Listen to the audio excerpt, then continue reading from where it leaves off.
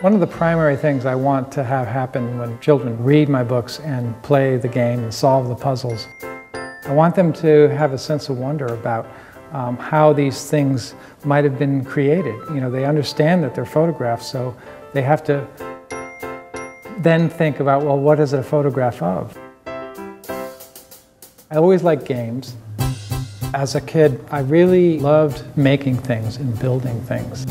As soon as I got out of school, I was outdoors playing in the woods, building stuff. So there was a lot of playing that, you know, any kid would do, but I think I was probably a little more intense about my play. Welcome to my firehouse. This building used to be a firehouse. I've divided up the top floor to my studio where I work.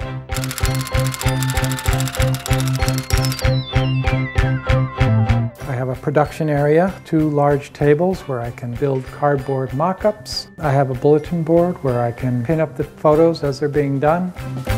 And I have a studio behind 2 big double doors where I set up all the sets that we build and photograph them.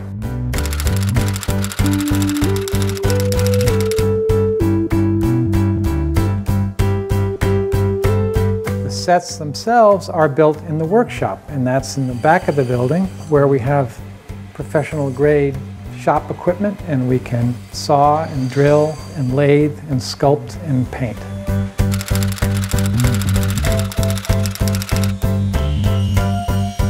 I work with several freelance artists who do a lot of the sculpting and building and sawing and painting.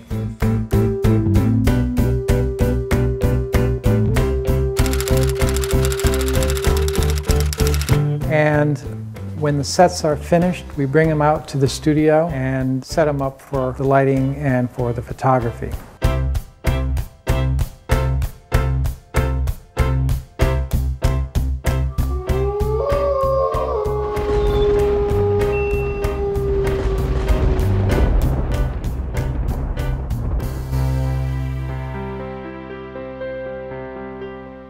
I hope kids are inspired by my books to do their own projects.